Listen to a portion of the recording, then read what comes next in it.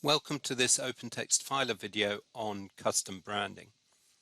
Whilst custom branding for the web client is part of Filr standard, the branding for the desktop clients and mobile clients is part of Filr Advanced. My name is Robin Redgrave. I'm a solutions consultant based out of the UK. So let's just log into Filr. And you can see here we've just got the default web branding configured. If I go into the administration console and come down to the bottom of the left-hand panel, I've got an option for custom branding here. So let's just go through and configure this. So I'm just going to enable web client branding. We'll call this digital airlines. Then I need to browse for a logo file, so we'll take that one and click apply. And then for the background image, let's take this file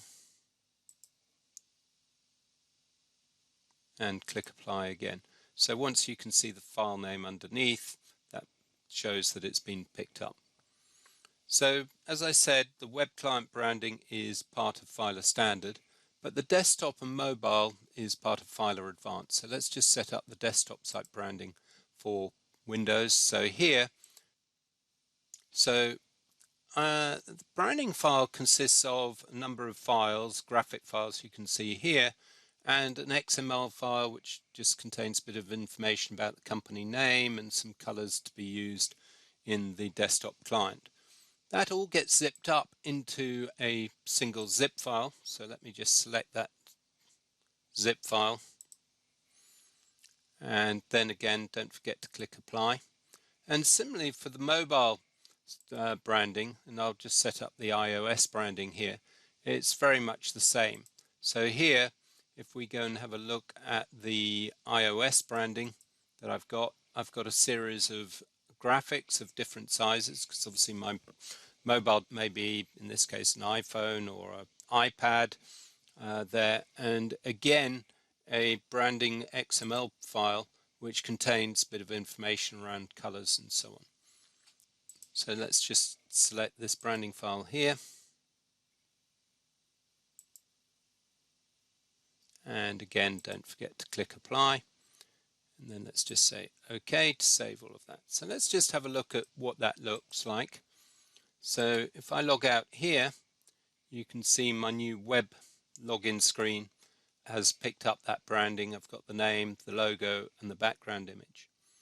But let's have a look at the Windows client.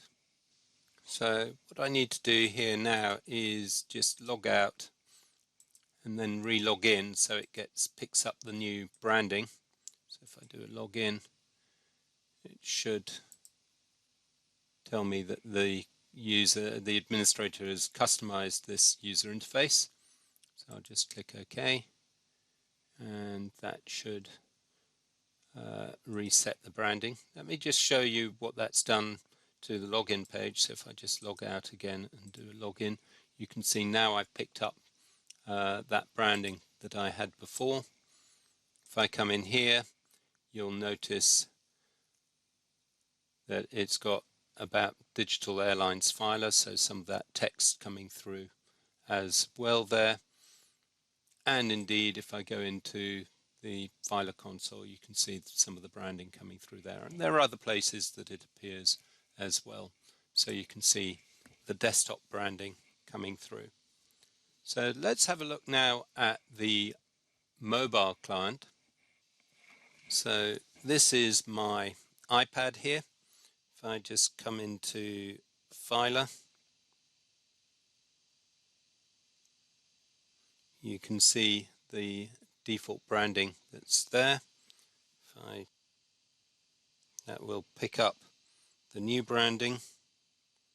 So if I sign out, you can see now that I've got that new branding coming through on the login page.